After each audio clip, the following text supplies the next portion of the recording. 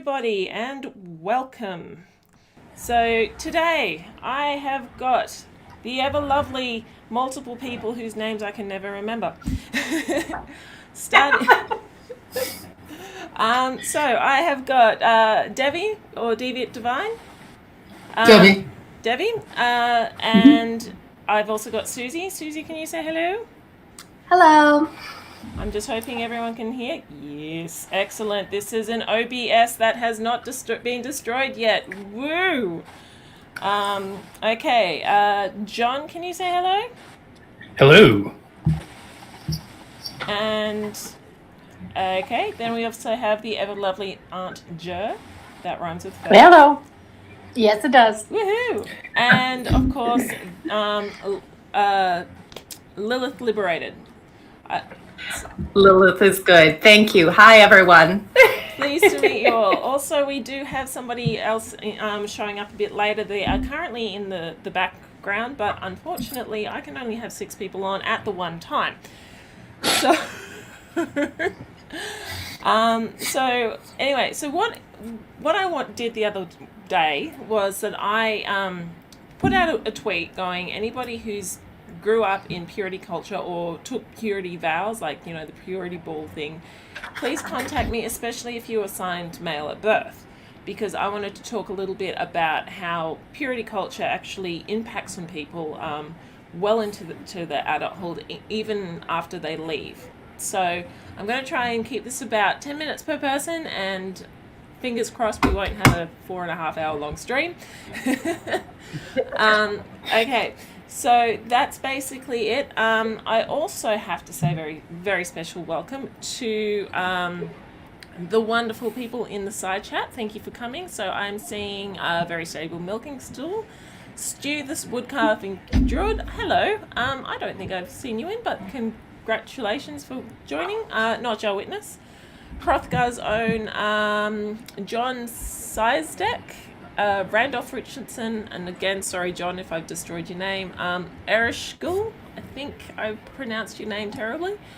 Julie LaVoice, Lone Wanderer, Critical Cripple, Todd, welcome. Just almost a doctor, Zen Lizard, which it sounds good. And I'm just seeing if there's anybody else I'm missing. Amiga Nuts, hello. Purple Rhymes Orange, Vandalia, Zolfna, hey mate, how you going? And also thank you very much for the $5 super chat as well. I really appreciate that. And Zolfna again. Thank you. Oh gosh, everything's going too crazy. And Randolph Richardson as well for joining. So welcome everybody for coming. So all right, so first of all I would like to ask Devi, can you explain what happened to you? How was your life? What did everything go? Tell me your story. There's actually a lot there, but I can shortcut a lot of it if you're familiar with Mormon content, like say Jimmy Snow does a lot on Mormon stuff. I know we did a video recently on there for the Strength of Youth pamphlet, which is a lot of Mormon culture's purity culture shit. I'm sorry, how's language on? Okay. Shit's fine. Trust me, I've seen a lot worse. I imagine there might be a lot of swearing tonight. Oh, most likely, yeah. But yeah, growing up Mormon, it's very, very heavily applied in everything. Actually, I think, I'm not sure if it's today, but close to today is 25th anniversary of a proclamation they made specifically to ban same-sex marriage, or rather fight same-sex marriage in Hawaii. Their proclamation to the family, which also leans heavily into their purity culture. But as far as Mormonism goes, it's very much don't look, don't touch, don't do anything. If anybody can tell us what heavy petting is, that's apparently one of the things you need to avoid. Okay, so it's not, but yeah, well, go ahead. Heavy petting is not rumbuskably like shaking someone's head or something like that kind of thing. It's a little bit more than that, really. Yeah, there are implications with it. I mean, if you asked me what it was when I was young, I couldn't have given you a good answer. I don't think I could either now. But that's beside the point. Third base hands only. Yeah, I mean, I'm guessing maybe. I think that would be a good way to describe it. If anyone has any alternatives in the chat, mind you, my parents thought that the phrase making out meant having sex because apparently it did back in their day, and I don't think it did. I think that's just something someone told them. But guilt. But terms are very. Anyway, Yeah, please. Weird. I mean, but the entire culture built up around everything purity there is it's practically a joke within Mormonism itself how little LDS kids know about sex.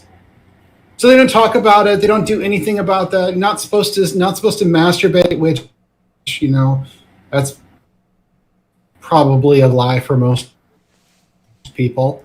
That saying they didn't. There's yearly purity interviews with your local leader, and they will, depending on who you have and who you are, they might get really bad with them. I'm not sure if any of you have heard of Sam Young. He recently did a thing on, I think it was 29 questions. If you just search 29 questions, Sam Young, it's this list of just terrible questions, Inquisition level questions that bishops would ask kids about what they'd be doing sexually. Yeah, I heard about that. Yeah, it was. Can I ask, was there what was your how has that affected you later on in life? So, I mean, it's affected me in a lot of different ways. If I had to say first and foremost, okay, so it took me a very, very long time to come to the realization that one, I'm trans, and second, that I'm asexual, because everything is just so. It's just so shamed and shut down that there's no conversation, no introspection, no discovery, no anything about it. All of it's just, once you get married, then you do the sex. Yeah. And there's no discussion about what the sex is. So you came in basically blind and had no idea what was going on. And actually, I've never been married nor done the sex at all, but that's beside the point. Yeah. But it's funny that they expect these kids to. And actually, this is something you see a lot of over there. Is you get a lot of Mormons getting married very, very young because they're very, very excited to have sex, and they're forbidden to do it before marriage. So they just hop into it without knowing anything about, say who they're married with, nothing about compatibility or anything, just rushing right into marriage so they can have sex. So would you say one of the biggest impacts on your life would be what would you say? Because from what most people are saying is it's a lack of education around sex. I mean, there's that too, but a lack of the ability to even express about sex. It's literally, you shut that shit down. You do not talk about it. You don't express it. You don't do anything. You don't even think about it. Yeah, just ignore without it. Feeling horrific guilt. Yeah. Yep. Just don't even do it. And if you feel or think anything about it, here's a load of horrific guilt to feel. And you need to go talk to your ecclesiastical leader about that, because apparently that's a sin. Yeah. Susie, what about you? What was your story? So I actually grew up Mennonite.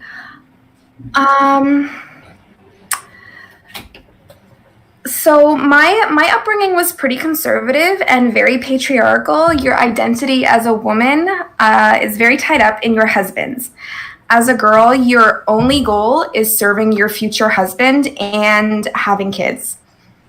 My parents weren't very rich by any means, so they just sent me to a public school, which was great for me because I I got to do science, and I got to like take sex education.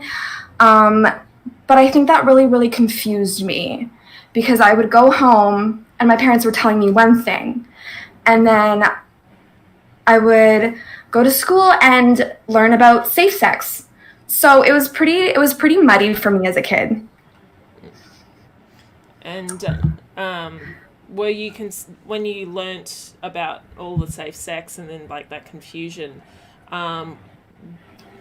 when you had that clash, did you what did they emphasize? Like, was it, evil, disgusting, horrible public school with their disgusting, icky sex ed, and like, was it demonized or?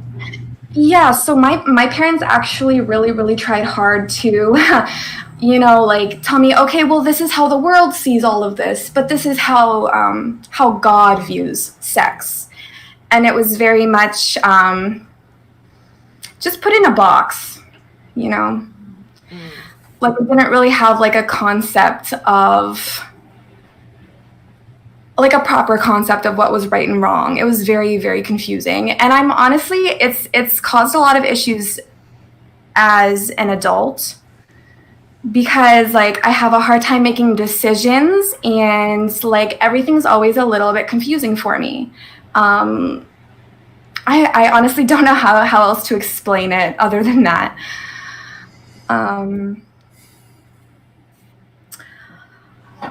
Yeah.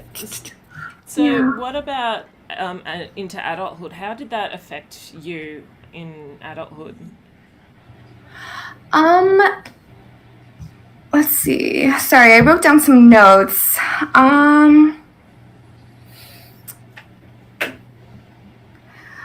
So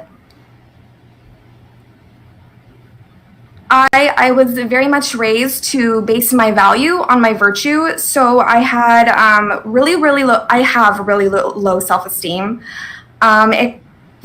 It honestly felt like my entire identity was wrapped up in purity. And so when I actually came out of that lifestyle, or when I deconverted,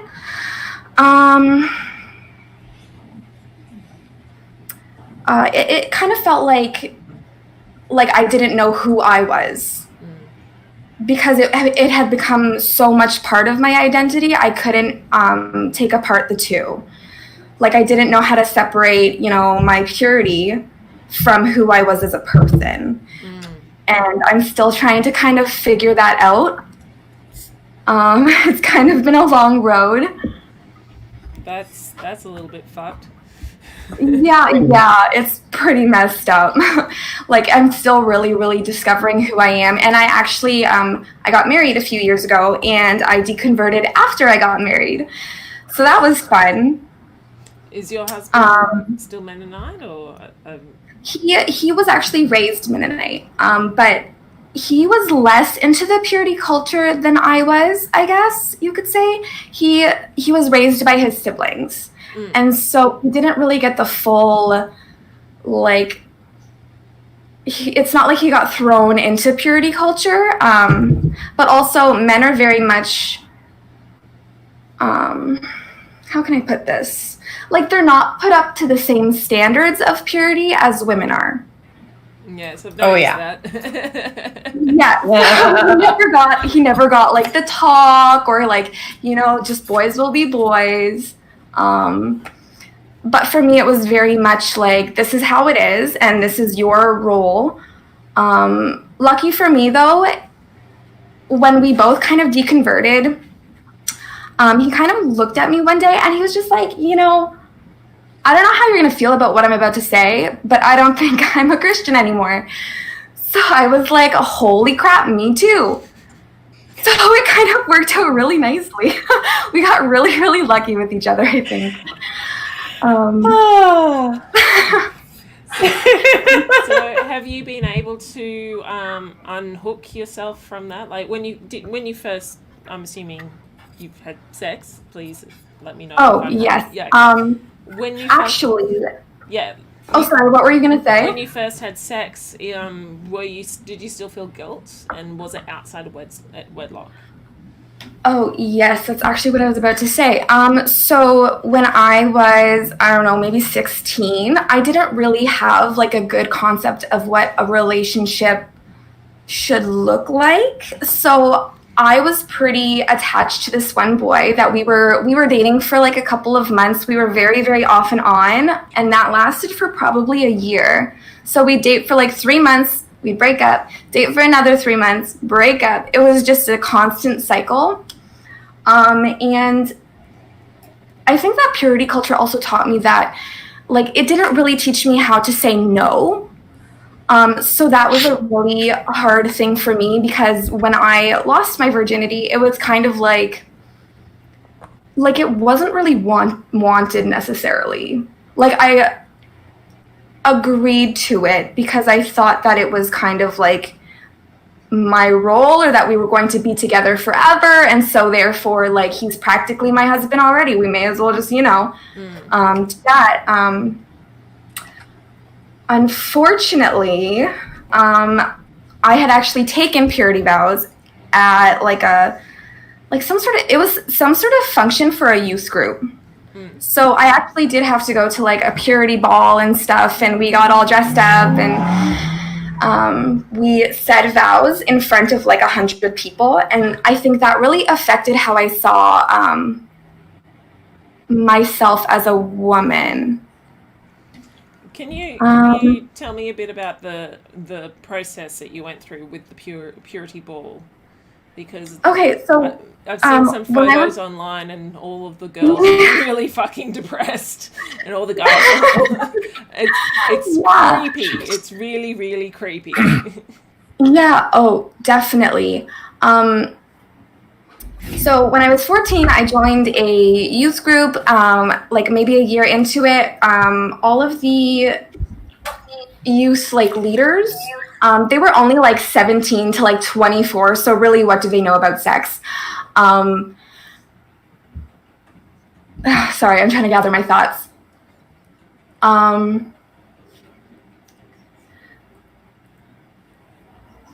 So what we did was there was like food, there was dancing, we all got dressed up. The girls honestly all looked very, very sad. One girl actually said that she didn't want to go up because she thought that if she promised to God that she wouldn't have sex and then later broke that vow, that she would feel too guilty and she wouldn't be able to handle it. What else can I say? Sorry. I have to look through my notes again. Yeah, that's all right. If you're, again, if anybody is uncomfortable with this, I don't blame you if you decide to skedaddle. This is a pretty heavy conversation, and I really hope everyone looks after themselves, please. Take care of your mental health, especially at a time like this. So, yeah, just again. And also don't forget to like, share, and subscribe as well. I forgot to mention that.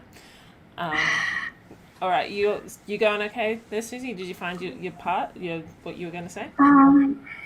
Sorry, I lost my train of thought for a second there.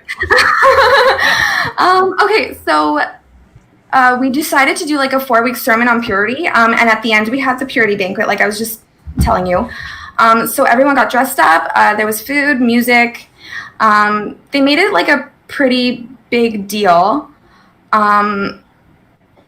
They invited a pastor to speak on the subject, and we actually received like a white rose, and a lot of the girls actually hung it upside down and like sprayed it with hairspray so it would last like until they found their husband, and then they could give it to their husband or whatever.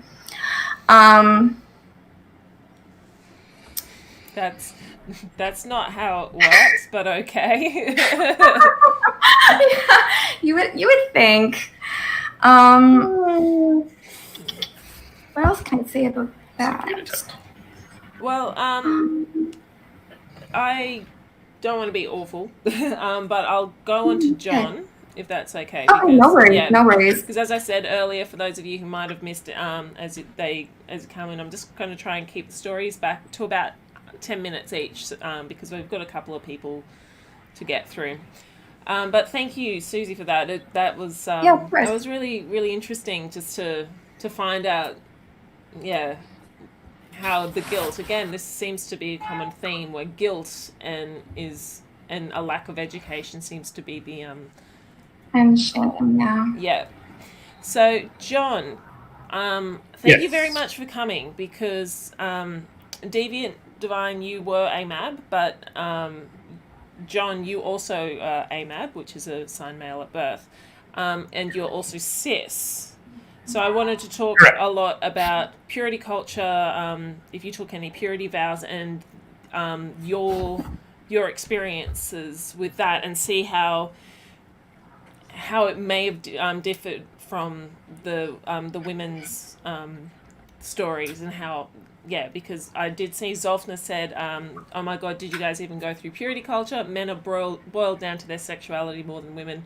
Please be honest, real, geez. So, yeah, like, I really am interested in AMAB's, a person who's AMAB, your experiences and your reflection on purity culture. So, yeah, so I was raised Catholic. Back in high school, we had a teen youth group where, for some reason, one year they decided, oh, hey, we're going to talk about sex and things. So for like 4 weeks, it was just the subject.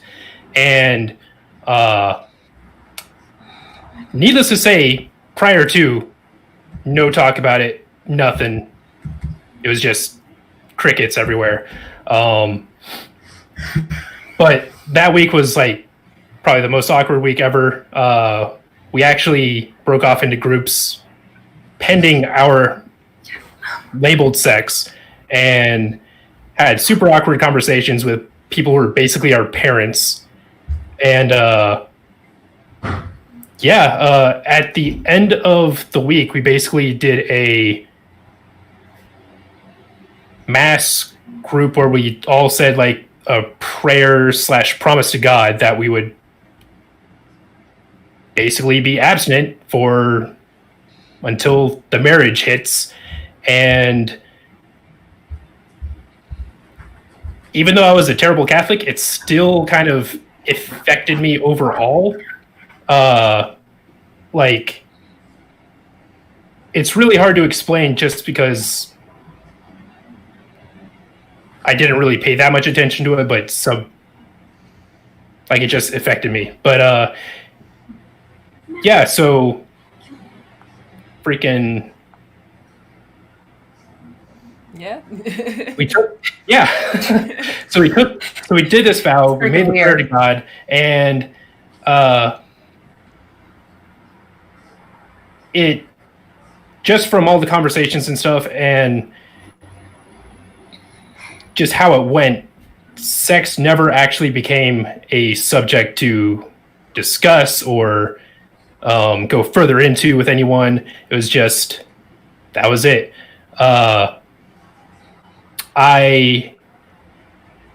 It was definitely more, as a male, it was definitely pressured that if we had sex, we would take something permanently from a female, which absolutely ridiculous now looking back, but whatever. But it was that thought of permanency that made it like a huge deal. And I don't know why I'm suddenly going into panic mode because I'm talking to a bunch of people. That's all right. No, it's fine. So would you say that, because you mentioned that the people would, for women, it's, from what I can tell, it's an emphasis on what you give, and you're ruined and you're gross for having sex. But for men, is it a bit different? Or are you still ruined and disgusting and gross for having sex? It was implied that you're pretty much ruined either way. But for guys amongst us as teenagers, it was where it was easy enough to just become a quote unquote born again virgin. And as Catholics, we could go to confession and be like, oh, look, I'm pure again, and all that fun stuff. But yeah, so there was that disparity between guys and girls, and it was definitely a more permanent thing for girls than it was for guys. Like, I don't know what it was about it. I didn't hear anything from the girl side or anything like that. They did have us separated by gender. So it was just overall interesting. And as far as how it affected me into adulthood, I did have a little bit of a air of superiority because I didn't date as much. I didn't have premarital sex at an early age or anything. And then they did discourage, even amongst guys, the thought sex. Like, oh, you can't look at someone with any kind of lust or anything or be attracted to them. That's bad. That's bad. Which was really awkward because I'm bisexual and I also had thoughts about men, and oh man, that was terrible. So yeah, there was a lot of shame thought process in there amongst for both me and for anyone else, I guess, growing up. Yeah. So I'm just looking through. Welcome to everyone who I've missed. So I'm sure I've missed a couple of people that's just popped in. Okay, so Hercules, Hrothgar's own, I think I said hello to you. Mrudok, I like your name. Silas Fox, hello. Nate Munson, thank you very much everyone for coming. I am Carpathians of Lilith said something, was it? No, actually it wasn't. Insert cheesy pun here. Love your name, by the way. Just said, popping in to mention that the thumbnail looks like a bunch of child prides, and I'm horrified. And that's pretty much what a purity ball is. You pledge your purity and to your parents or to God. And if It's incredibly creepy. it is very rapey. It is very.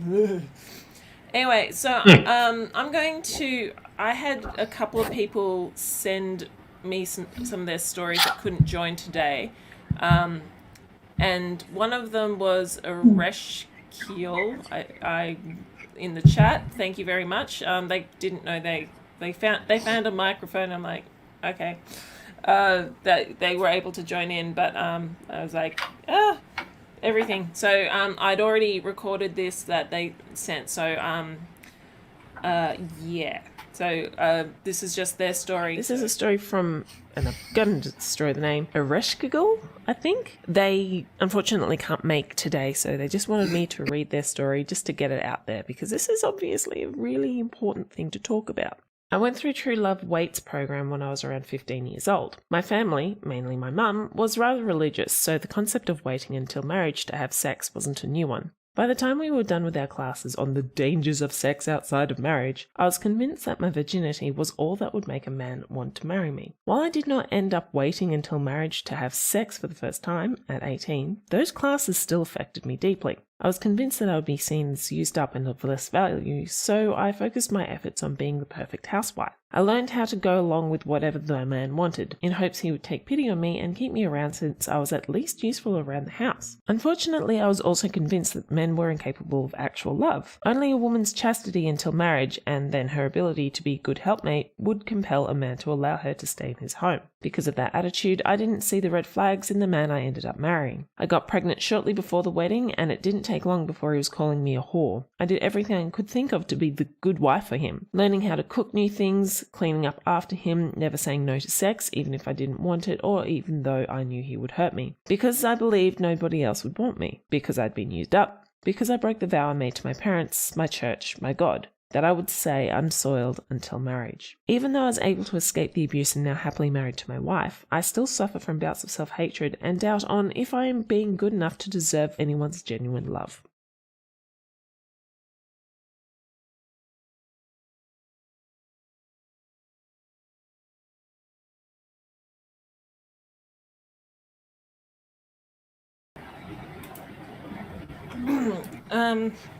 Okay, so I know that my guest couldn't hear that because I'm still trying to figure out OBS. But did everyone was able to watch that on YouTube? No? Okay. So basically with that, they basically said that when hang on, I'll see if I can find it on Twitter.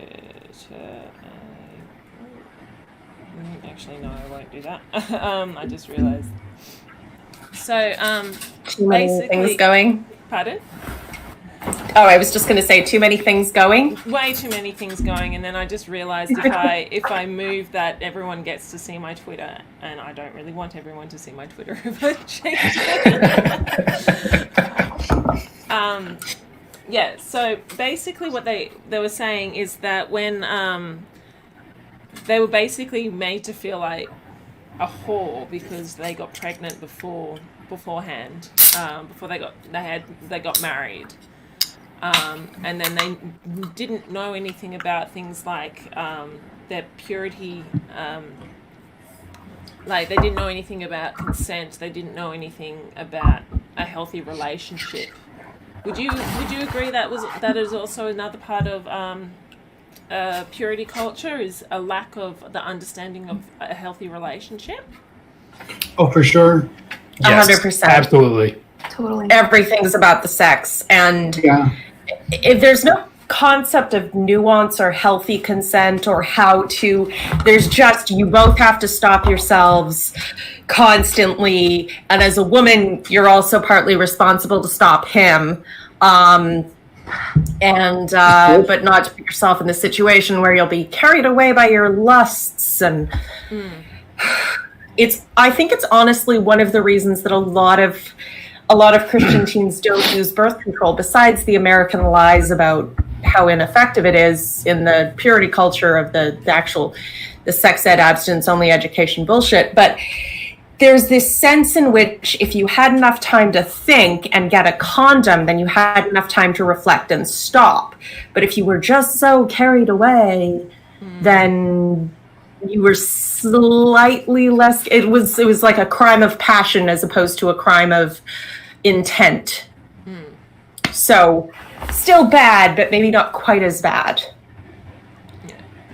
Yeah. So yeah, it's because I also mentioned that, basically they're boiled down to purity culture, being married to someone and being their helpmeet. And I again, from chatting to quite a few people, this seems to be a fairly common theme where everyone's just, especially in women, and this is why I'm glad John and Debbie were able to join in as well, because you were both AMAB. What was the pressure on you as AMAB people to be in regards to getting married, as part of the purity culture? You were also told that lots of other things to do, like being a helpmeet for the women, domination, things like that. So would you agree or disagree with me on that? Well, I mean, generally I agree.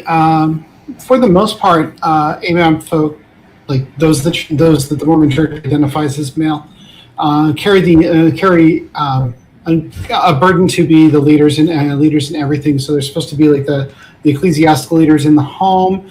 They have effectively you're classed as you're kind of a second class citizen if you don't go get married. So there's a heavy drive to go do that just for the social status of it, because otherwise you can't really. I'm sorry, was someone saying the same? Never mind. John, sorry.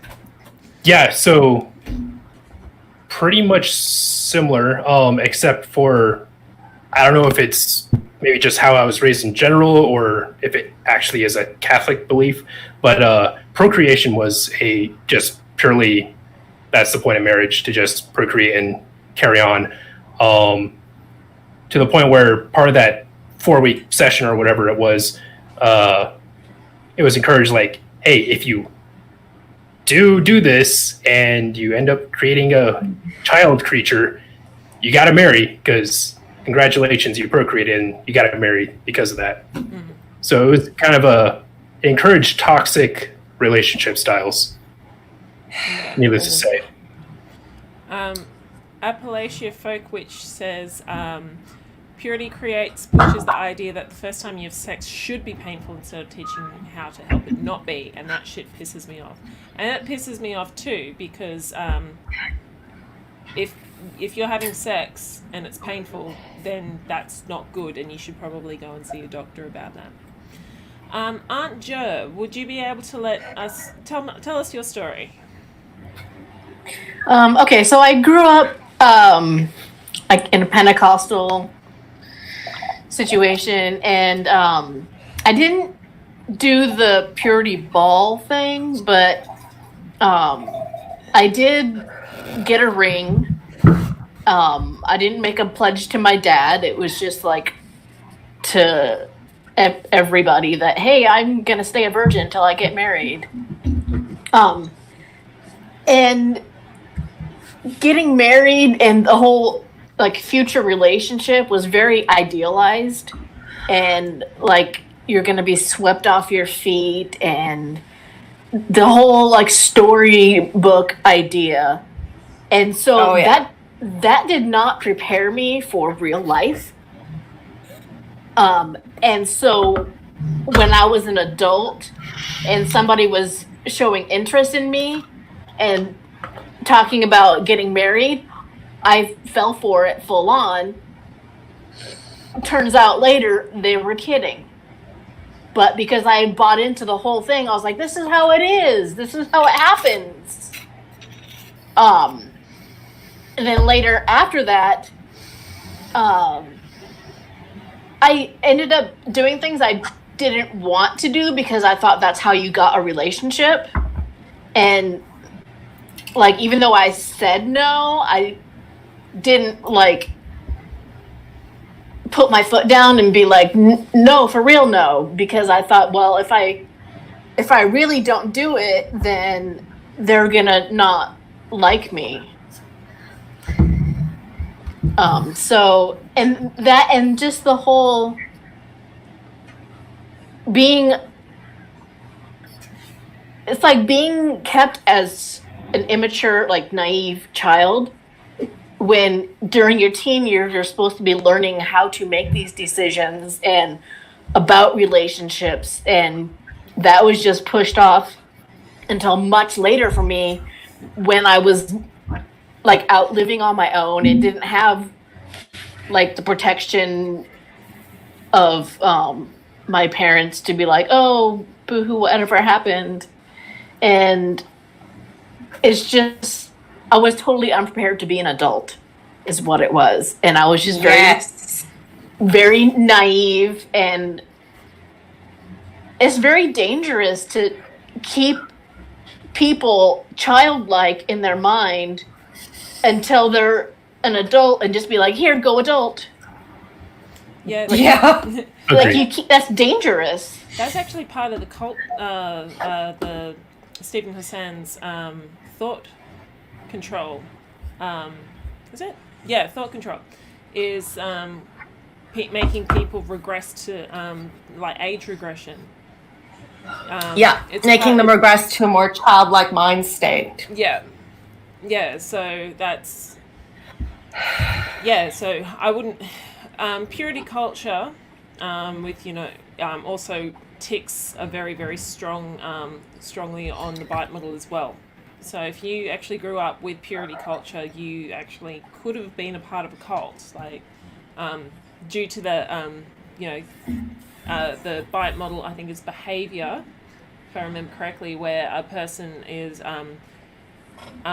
your sex is your sexuality is controlled. It's a major tick.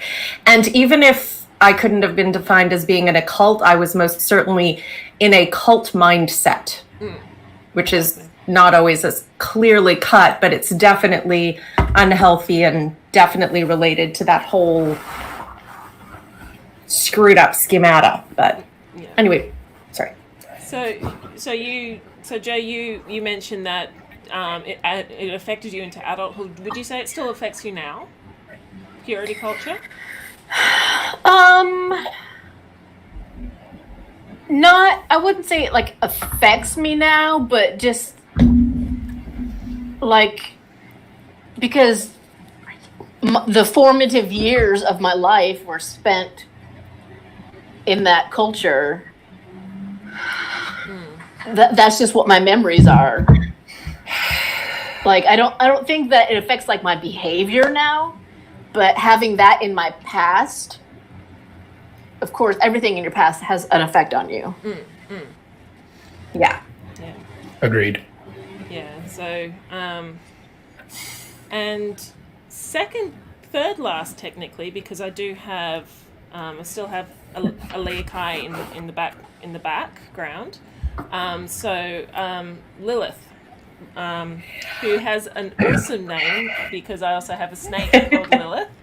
Excellent! Yeah. I can't wait to see them. Well, Lilith and the snake lived in the tree of knowledge long before Jehovah had ever been dug out of the cesspool he was invented in. Lilith is definitely one of my favorite biblical characters. So, yeah. So, excellent name, excellent person, excellent snake. So, Thank you. Tell me your experiences growing up and how it would affect you as an adult today.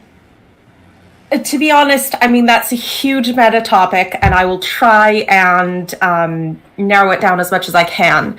In a previous issue of Secular World, the magazine written by Atheist Alliance, I have several articles, and one of them is how I changed my mind on purity. And it actually sort of goes over this because I live in Canada and I started my schooling in Alberta, which is our Texas, okay? So lots of conservative bullshit, I had lots of really extremely minded relatives. And unfortunately, I was that child who listened to the grown-ups, not the kids. So I was sort of primed to self-radicalize. But then by the time I got around to my teenage years, my parents had at least calmed down.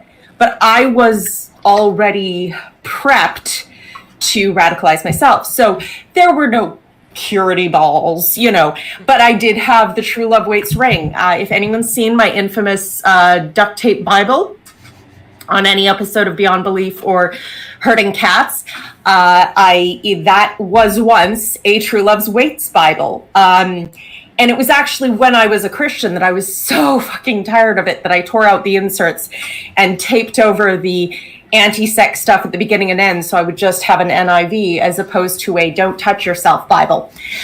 Because literally, oh my gosh, so much.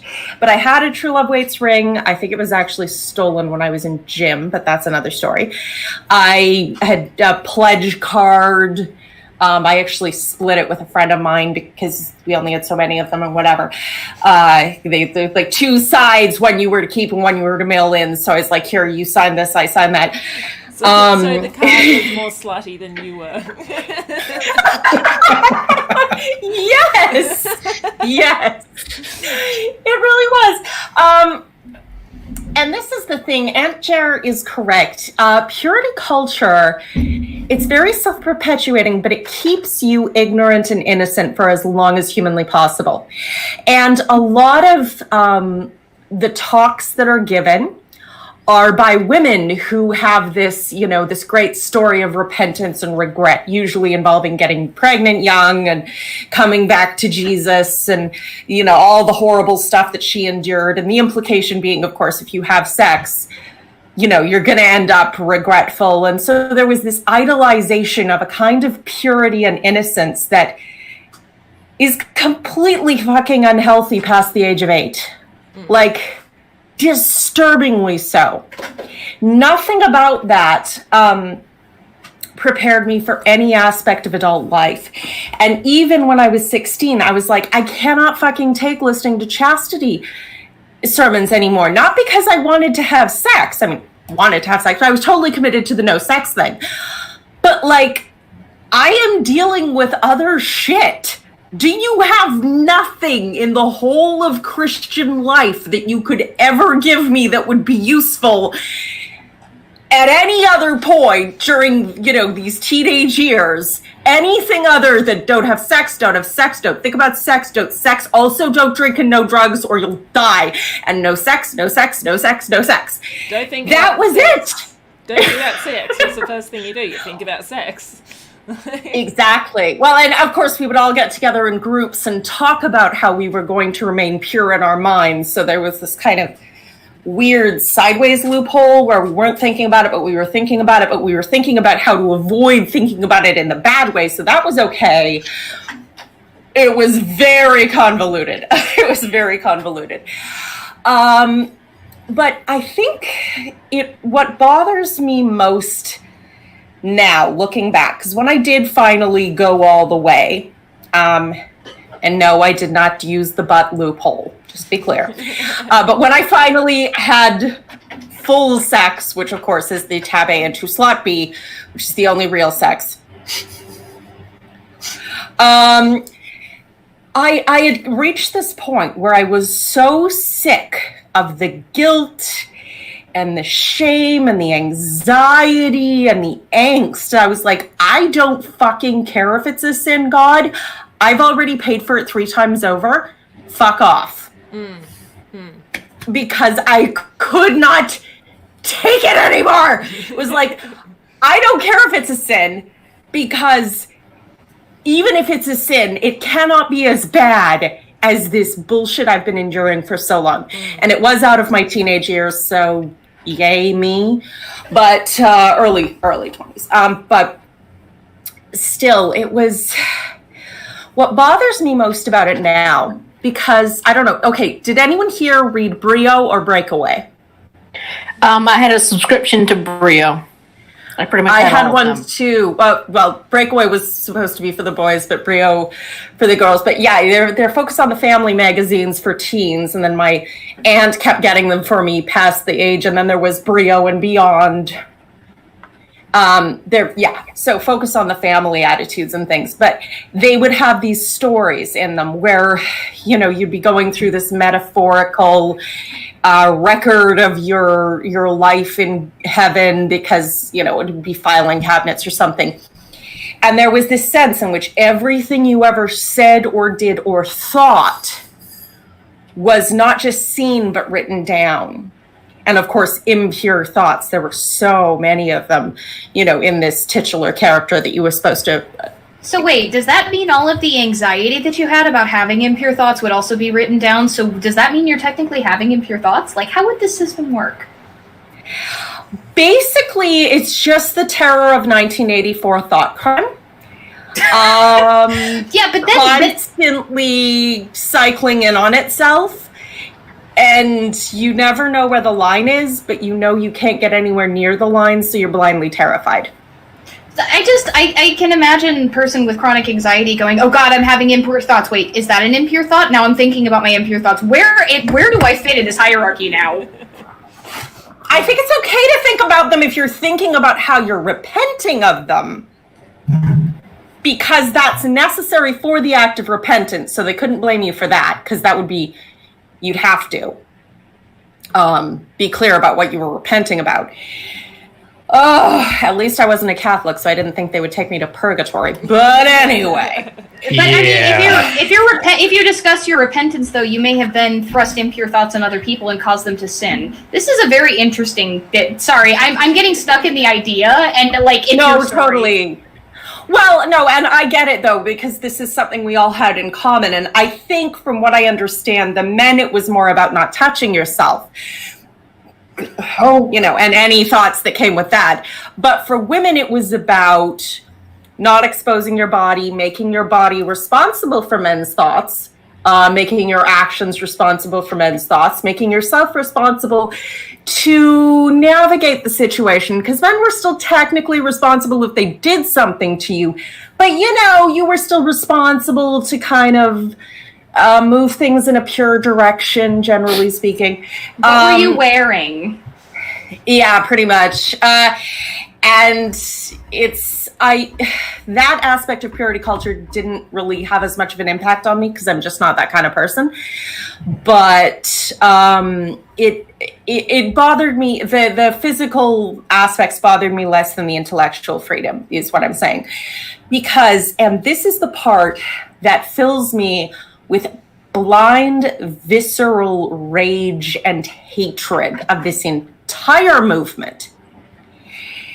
I never should have had to give my virginity to God or my future husband or anything because I never felt like my body belonged to me nor my mind. I, for one, was way too open with, no, I'm going to save myself to marriage. I had no vent on when that was appropriate or inappropriate to share, which is not usually appropriate to share because none of people's fucking business what you do in bed. But again, innocence and social, trained social ineptitude didn't help with that.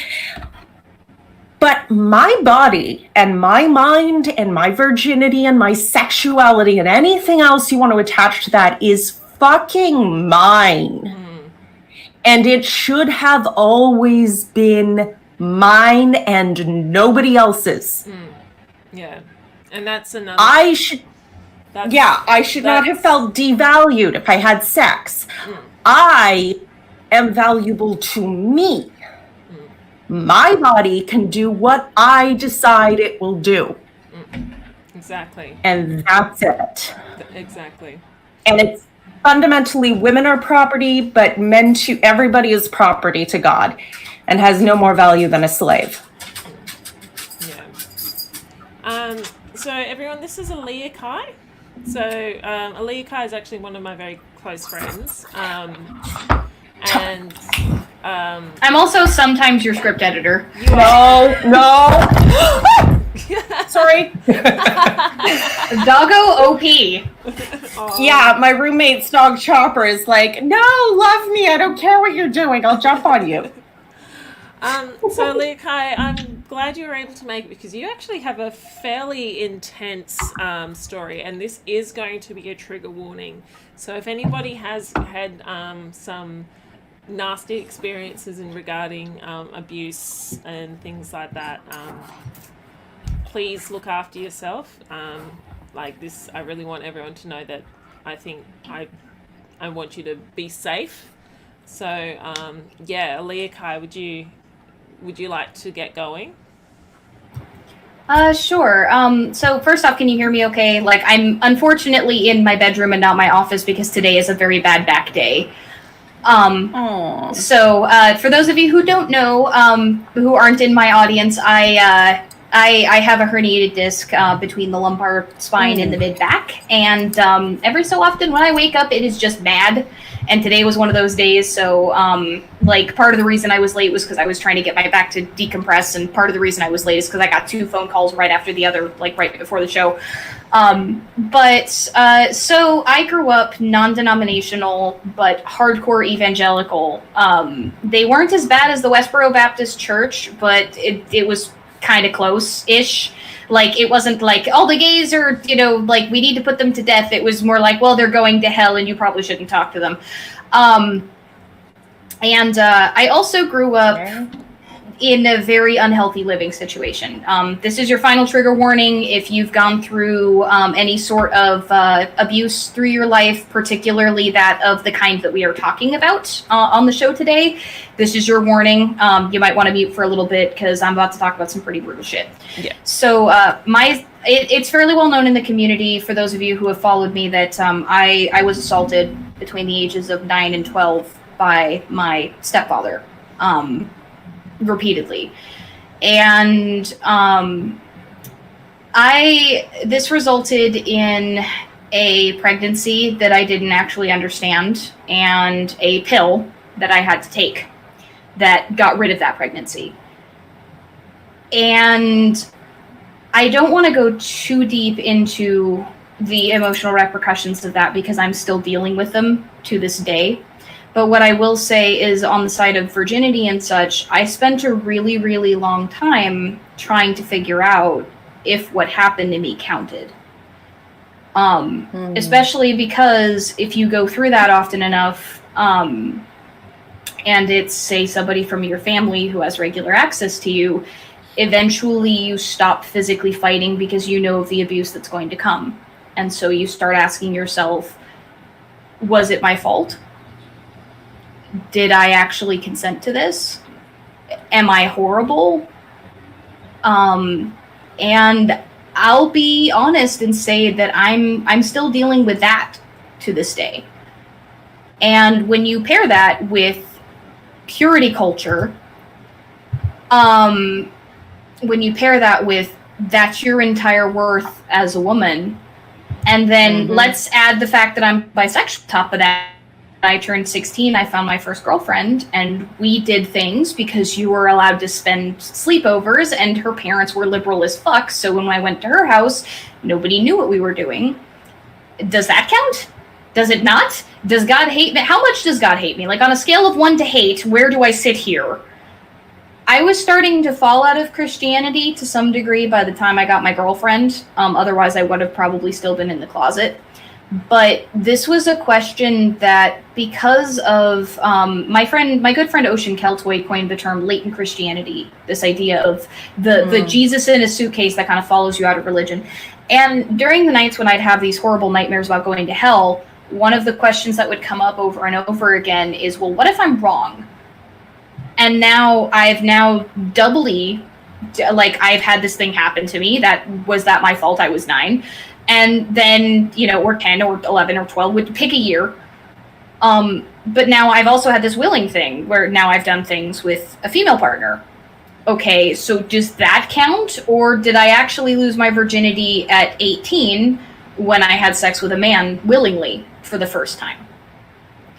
And, like, this is when I started cracking jokes, Lilith, in your thing about, the filing cabinet, like, where in the filing cabinet do these sins go?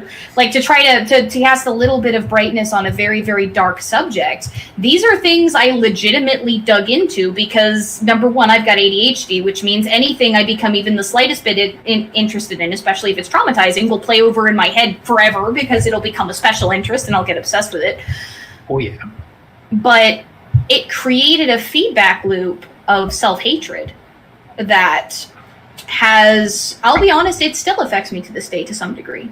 I don't, like I said, I don't want to get too much into the repercussions of the other half of that story, involving me going and taking a pill and that, because that created its own ripple effect of hell in my life. But even just the question of when this has happened to you for so long, if you didn't scream last time, does that mean that it's no longer unwilling? Does that mean that you are now sinning? Tell me you didn't read Leviticus at that age. Oh, it was read to me, whether I liked it or not. I was the kid. Oh, Jesus Christ. Yep. Even my parents were like, you can read these parts, they're more interesting. I still read Leviticus, but it was my impetus. Jesus fucking. Sorry. And, I was going to say, would you say if you didn't have that purity culture part of what happened, would you say that's exacerbated the purity culture? Would you say that exacerbated the trauma that you underwent? Or oh, absolutely. Like, excuse me for swearing. I know monetization. We're far enough from the beginning of the stream. I'm pretty sure you're good. But Debbie said shit at the beginning. It's fine. Actually, cuss now. But I will sing George Carlin's 7 Dirty Words to the tune of Deck the Halls, so help me if you need me to. So, but I figured out how to do that. I am going to say that it definitely exacerbated my trauma because what it did was it made it harder to process it.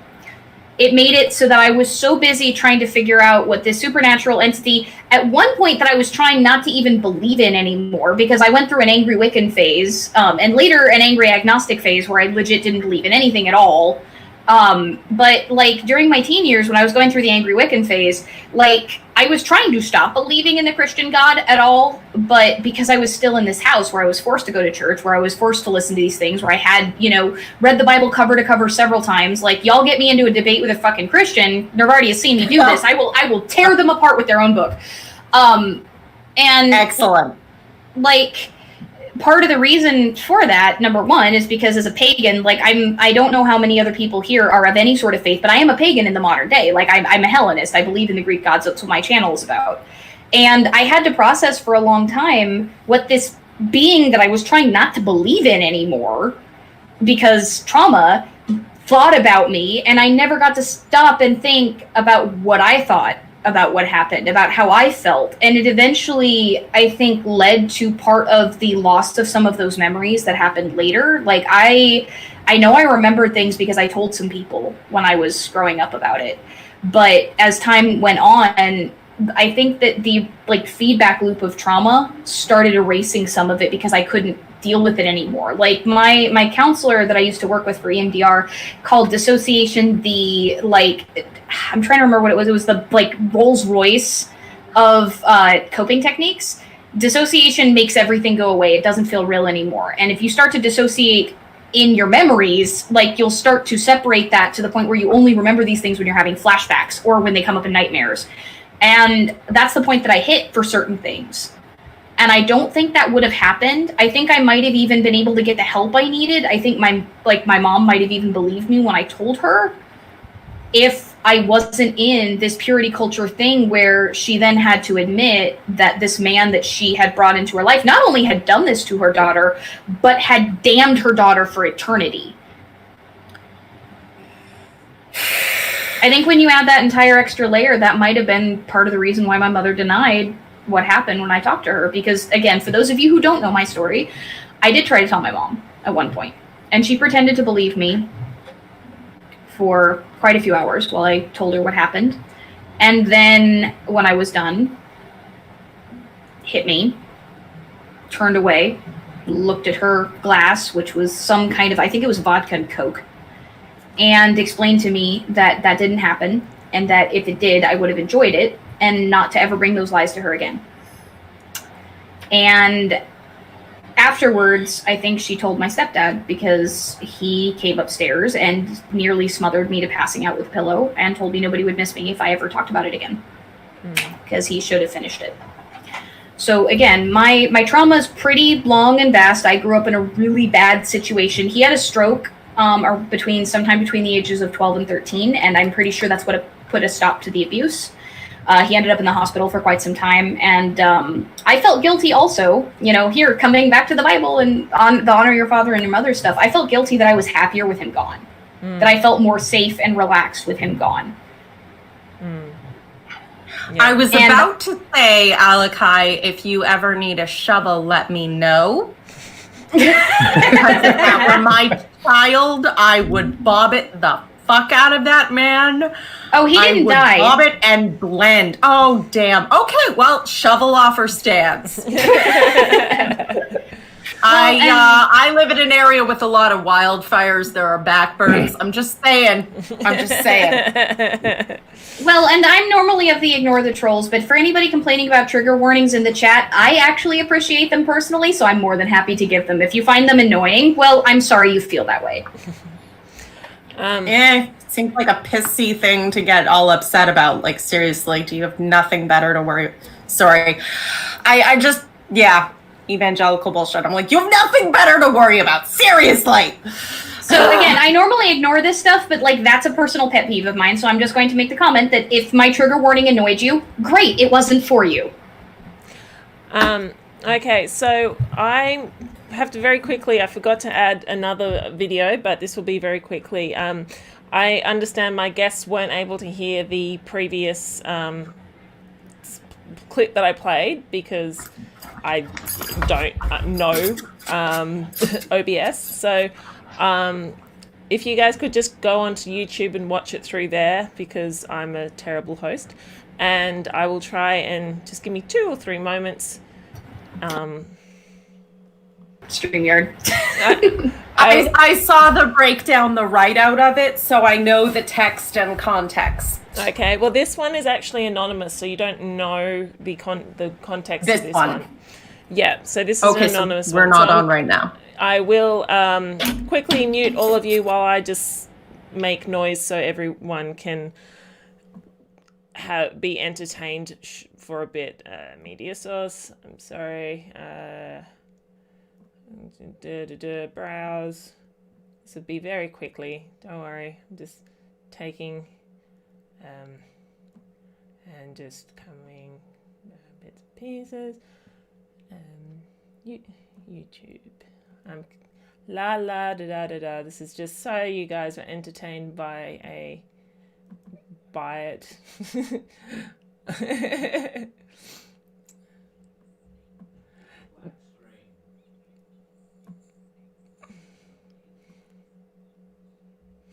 This is from an anonymous person who sent me a message, so forgive me, I'm not able to let you know who they are, but I will let you know that they were AFAB, which is assigned female at birth. I absolutely signed a pledge when I was 14, vowing my virginity to my future husband. It was required that I submit to my father's care and authority until the day he transferred that care and authority to my husband, i.e. my wedding day. I was given a sapphire promise ring to symbolise this vow. I was homeschooled within this cult, which had its desired effect of silencing dissenting voices to these indoctrinations. My greatest rebellion was to apply for university in a town which we did not live.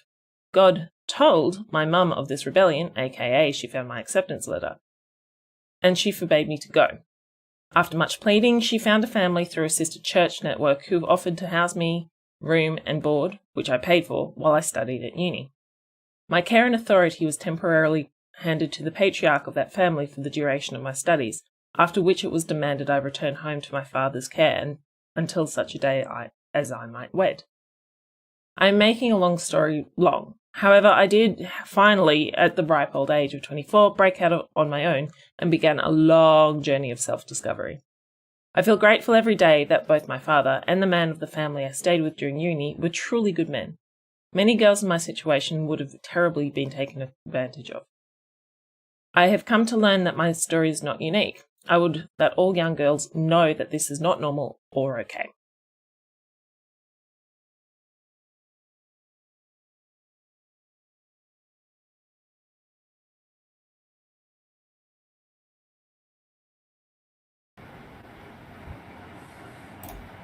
Okay, I've actually forgotten what I put up there. So could someone remind me what that story was? I'm sorry for the anonymous person who sent that to me. So it sounded like the person was told that they were in the care and under the authority of their father until they were betrothed, and then they were going to go marry their husband. And when when they either got divorced or when that marriage fell through, they got sent back to their father's care until such a time as they could find a new husband. And at 24, they broke out of that. That's what it sounded like. Yeah. Good to be property, ladies!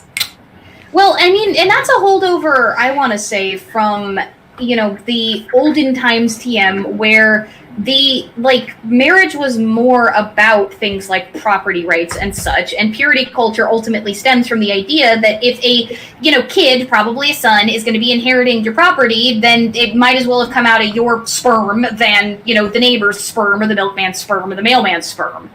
And that's where the purity culture idea comes from. But when you have significantly less of a feudal system, it does not make any kind of sense.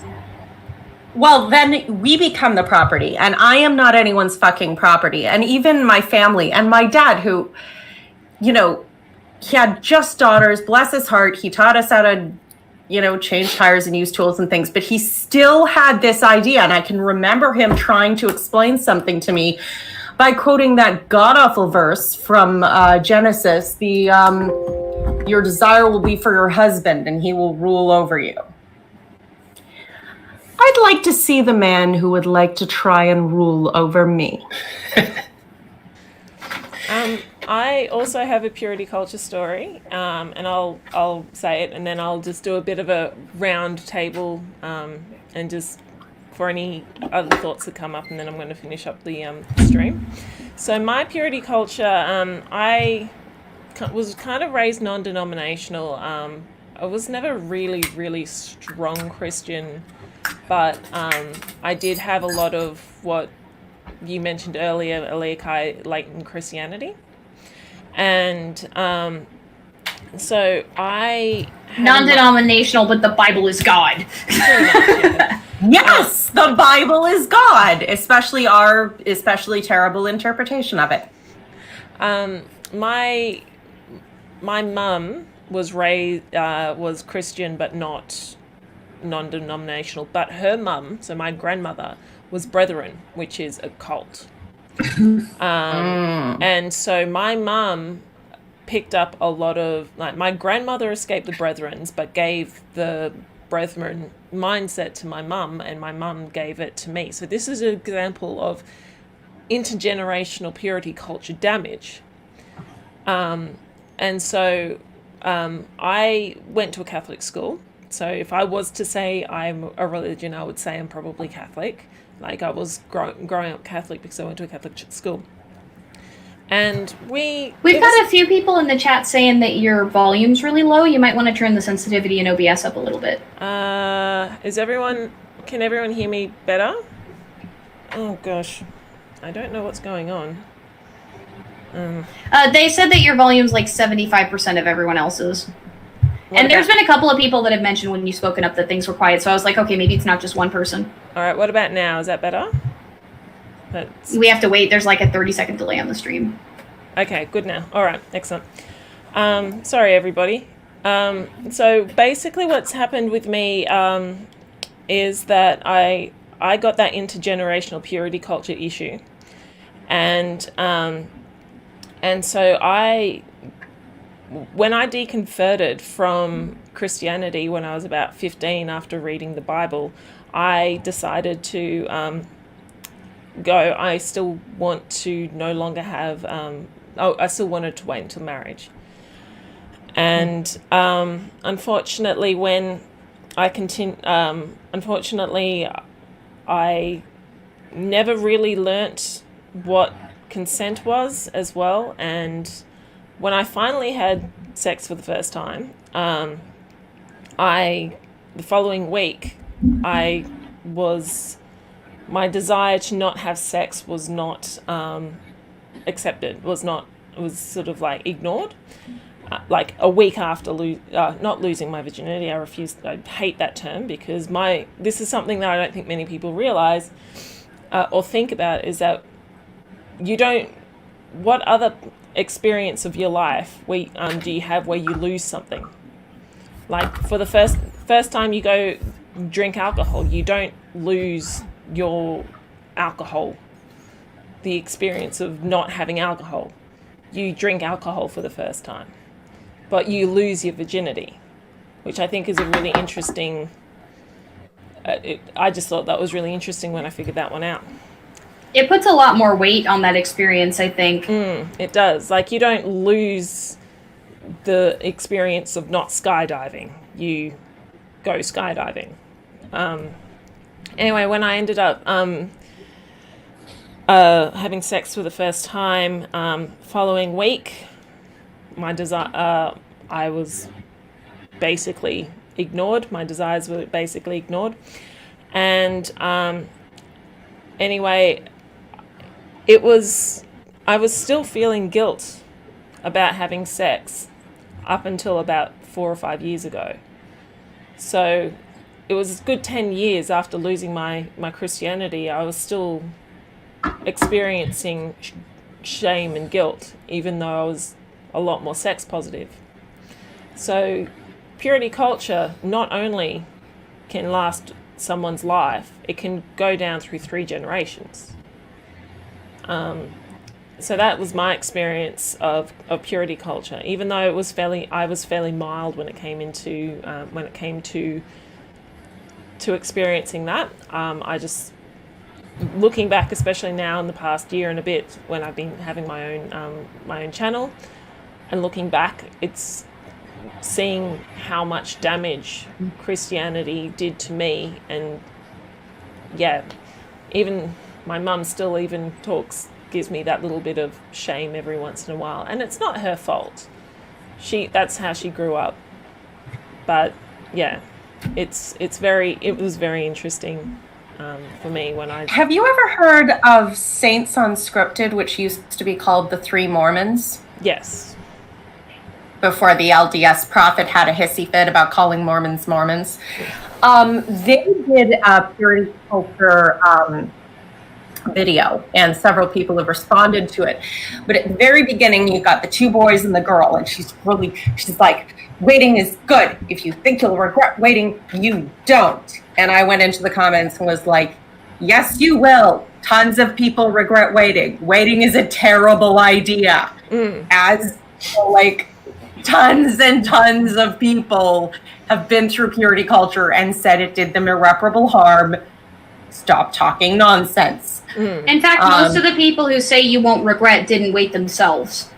Like, most of them are dealing with the guilt of, quote, not waiting because they're still buying into that script, whereas a lot of people who didn't wait ultimately actually found that it benefited them. Like, I know that Jimmy Snow talked at length about how, you know, I'm going to bring up his point, but it's something that I've talked about at length as well. How the hell are you supposed to know what you like if you don't try things out? Like, you're not going to be like, once I buy an energy drink, this is the only brand I'm ever allowed to drink for the rest of my entire life. If I try any other energy drink, then I'm damned. Like, it sounds really silly when you talk about it that way, but then if you're talking from an AFAB point of view, you are now talking about penis that way. Why? Does anyone else remember being taught in purity culture that your sex life would be better if you were both virgins who had never been with anyone else, and it would be way more satisfying if neither of you knew anything and just flung your, equipment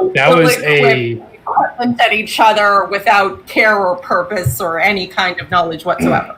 Well, honestly, like, I'll do you one better. Does anybody here remember the chewed up gum analogy? Yep. Me! The chewed up gum analogy was used amongst Catholics, as disgusting as it is, and my marriage did include the I wish we were both virgins kind of thing, and just flung ourselves at each other. There was a shit analogy that I heard a couple of times. Does anybody want to tell the chat the chewed up gum analogy for somebody who's magically managed to escape purity culture? Oh, God, you poor bastards. Okay. Basically, there were variations of the chewed up gum analogy. This had to do with virginity, but it was mostly angled at women, let's be honest, because we are, the receptacles with the magical hymens, which contain all of our value as people, because obviously we are only vessels, not humans. So the idea being that if you offer people several pieces of gum and one of them has been chewed up, no one wants the chewed up gum. Even if you just offer the chewed up gum, no one wants the chewed up gum. So having had sex with other people was like already having been chewed. So now you're just kind of gross and icky and malformed, and nobody wants to put that in their mouth. Oh. Other variations include the licked donut, the licked cupcake, the bit donut, etc. And one of the most horrific variants I heard, getting everyone to spit in a cup and then asking someone if they would drink it. That's disgusting. That one's new to me. That one's a new one. Yeah, that I didn't get directly. That I heard about secondhand, and I'm glad, because if I have a niece I love, and if anyone ever says that to her, they're going to need crutches. Well, and on top of it, though, I think let's talk about something that I haven't heard us talk quite as much about, if you guys don't mind.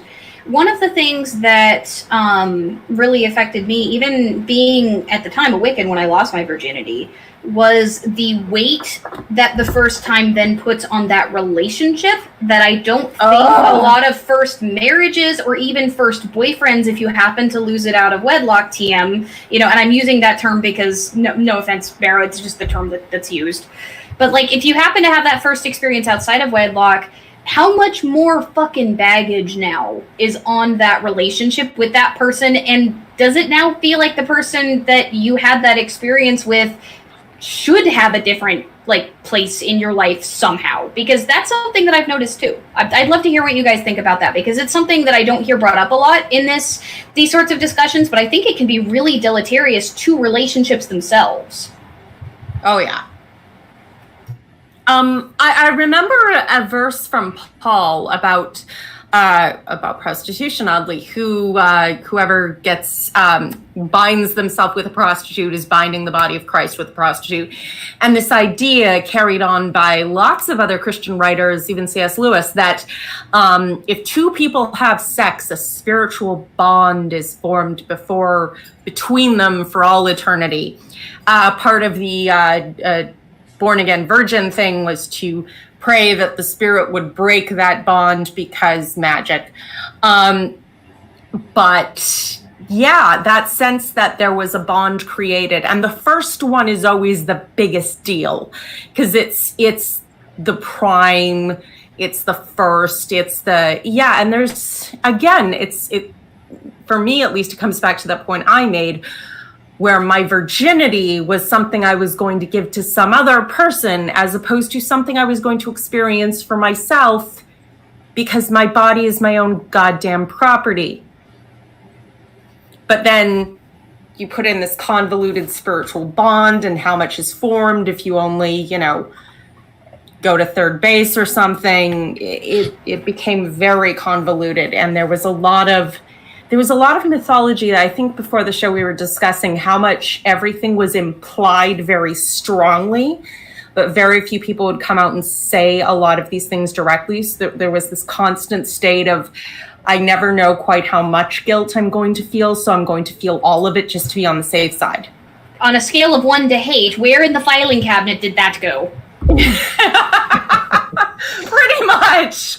Yeah, that one story, I still remember it from Brio to this day, where this titular character, the filing cabinet, their good deeds filing cabinet is, pristine, and it has like a handful of cards in it, and their impure thoughts is this, massive, grubby, obviously people have been putting things in it forever, and it's like, what kind of scum did they need us to think we were to maintain that level of control over us? And also, fuck you people. Not you people. Focus on the family people. Everybody who promotes purity culture. So did any of you guys feel like any of your relationships were impacted by that weight, though? Like, I'm genuinely curious about this just because I felt like my first relationship was heavily impacted that way. Like, yeah, I guess the first one that quote-unquote counted as far as the church was concerned. I felt constantly at war about it. It was it's something I think I've broken free of now, and maybe I don't look at as much because it was just so exhausting and painful to go through once. I don't know if anyone else has a different experience. I think it affected a lot of my relationships, specifically because of the. Well, I mean, this is again from the Mormon mirror of it. There's such a drive for every single relationship to be driven straight to marriage, and if there's no other goal that's acceptable. So it definitely shaped the relationships I had for a very, very long time. Remember when you had to talk about when it was acceptable to get married when you were 16? Oh, that was a funny one. Debbie knows what I'm talking about. All right. Well, I'm going to wrap this up. So, Debbie, do you have anything else that you want to talk about? I mean, from my personal perspective, I didn't really have a whole lot to bring to this, but thank you very much for engaging this difficult topic. So. No, well, thank you so much for joining. I really appreciate it. Aaliyah Kai, do you have any final thoughts? I guess the most important final thought for that is if you are stuck in the midst of this, you're going to be fed a lot of garbage. You're going to be fed a lot of, this is what makes you worth something. But questioning where that message comes from and questioning what the utility of that message, both in the past and in the present, might be, might help you find your way out of it. If you're suffering and you're dealing with that, I'm sorry. But Just know that the people in this panel are proof that there is a way out and there is hope for a happier life. John, thank you very much for coming. Do you have any final thoughts on this? Yeah, not to kind of bring up a much heavier topic or leave on a heavier topic, but just bouncing off of Aaliyah Kai's story, I didn't want to go too much into this, but there was never any talk of consent. Yeah. Amongst Catholics. Yeah, there was none for me as and well. what little was mentioned was just in regards to women. So I have my own trauma where I'm still coming to terms with, but yeah, there from what I was raised with, there is no saying no if you're a guy. It's just an expectation, procreate, and all that good stuff. So once again, not to jump into a much or leave people with a much heavier topic, but yeah, that's just kind of a oh shit, something most people don't think about kind of thing with purity culture. Yeah. Anja? I just wanted to mention real quick about another thing that has affected me is they drill so much into your head about STIs and how basically if you have sex outside of marriage, you're going to get an STI and die. And Yeah. Sorry. and so that still affects me in my head, the fear of getting an STI, even though most STIs you're not going to die from nowadays. Like the common ones. Yeah. And Lilith? Any final thoughts on... I have a couple things to say. One, ladies, gents, and anything in between. Your body is yours. Your sexuality is yours. It is your choice to do what you choose to do because your life experiences belong to you.